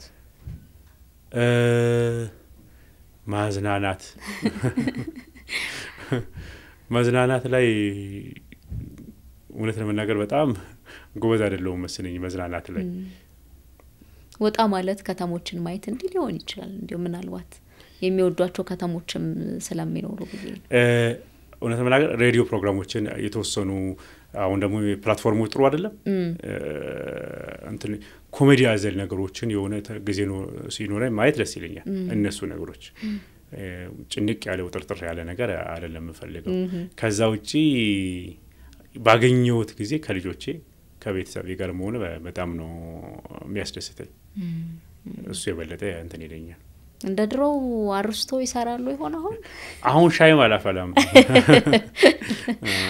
ያኔ ይኸውልሽ በደም ስሙን አስተካክለን አርስቶ የምንለው ቀርቶ አሁን ሻይ ያርብኛል ማለት ነው ሙያው ጠፋ ነው እድሉ የለም የመግባት ድፍረት እኮ ቀደም አልኩሽ ያን ጊዜ እኮ የሚሰጥሽ አንደኛ መቸገራለሁ ራስሽን መመገብ አለበሽ ራስሽን መቻል አለበሽ አይደለ አሁን ሁሉ ተሟልቶልሽ እንዴት ይሆናል ብለሽ ነው እንጂ አሁን ያለሽበት ህይወት እኮ እንደውም ያመቺ ነው ስቶቭ ላይ መስራት ከቡታጋዝ መስራት መቼስ በጣም ስንት እድል ምርጫ ምን እንደሚበልጥ ይታወቃል ለማንም ሰው ማለት ነው የኪችኑ ሁኔታ አሁን አመቺ ነው ያኔ መኖሪያሽም መመገቢያሽም መተኛሽም አንድ ክፍል አለ ተከራይተን የምንኖረው እዛው ክፍል ውስጥ ሁሉ ነገር ግን እንትኑ አይኖርም ድፍረቱ አይኖርም ሰውን ብዙ ሲሆን ደግሞ ጓዳም የመግባቱ ነገር ብዙ አይኖርም በፍጹም ደግሞ እንዳሉት በጣም ብዙ ሰው ስለሆነ ቤት ውስጥ የሚኖረው እርሱ ወደዛ የሚሄዱበት ነገር አይኖርም ግን ምን ደስ ብሎት ይመገባሉ ሽሮ በጣም በላለሁ ሽሮ በጣም ነው የምወደው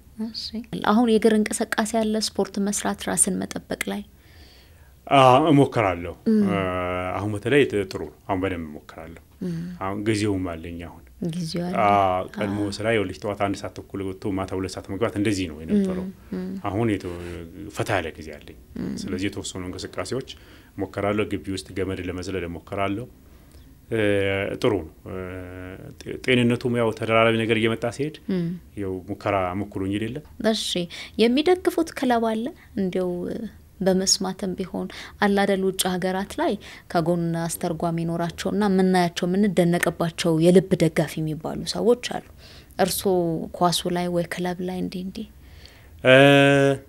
ያው ኳስ የወንድ ልጆች አባት ስለሆንኩ ወንድ ልጆች አሁን እንኳን ሁሉም ያው ጾታ የለየውም ቤቱ አክሰሰብል ሆኗል እንደ ድሮ ቴሌቪዥን ቦታ ሄደሽ ማየት ስለማይፈልግ አክሰሰብል መሆኑ ለሁሉም ክፍት ሆኗል ግን ልጆች ከልጅነታቸው ኳስ ስለሚሉ እንትናል ይኖረኛል ያው የተወሰነ ማደላለት በልጆቼ ምክንያት ይኖራል ወደ ማን ያደሉ ይሆን ከእንግሊዝ ፕሪሚየር ሊግ አርሰናልን ይደግፋሉ ወደዛ ዘንበልላል አራቱም አርሰናል በፍጹም ተቃራኒ ናቸው በጣም የተለያዩ ናቸው እሺ ሊቨርፑል ሲቲ ዩናይትድ አለ አራቱም ክለቦች አሉ ማለት ነው የመጀመሪያ ልጅ እንደውም ዩናይትድ ነው የሚደግፈው ግን አንዱ ኢንፍሉዌንስ አደረገኝ ብዬ ማስበው የመጀመሪያ ልጅ ክርስትና አባት 5 አመት አብራለሁ ስኩል የተማነ ልጅ በጣም ቀንደኛ አርሰናል ደጋፊ ነው ዩኒቨርሲቲ ያለንም አምሽቶ የጫወታ ያለባቸው ወሳኝ ጫወታዎች ቀን የሚመጣ ልጅ ነው ስለዚህ የሱ ኢንፍሉዌንስ አለበት ለዛ ስለዚህ አርሰናል በሚለው ያዘው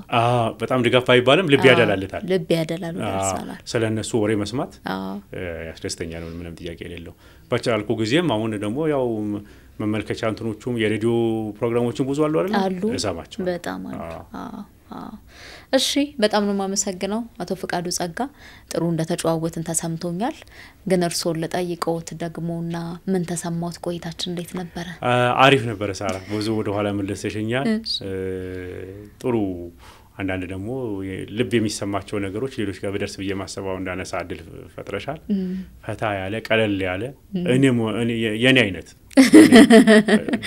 እኛ ደፋፍረኝ ሰው ካገኘው ለማውራት አልቸገርም አመሰግናለሁ በጣም እኛም በጣም እናመሰግናለን በጣም ጥሩ ስለተሰማኝ እርሶንም ስሜት ልጋራ ብዬ ነው አመሰግናለሁ እኔም ይሄን እድል ስለፈጠርሽ እንዳልኩት የሚሰማኝን ነገሮች እንዳጋራ ስላደረግሽ የተወሰነም ቢሆን ትምህርት ሊወስዱበት የሚችሉ ሰዎች ይወስዱበታል ብለሽ የነድል ስለፈጠርሽ በጣም ነው ማመሰግነው። እናመሰግናለን።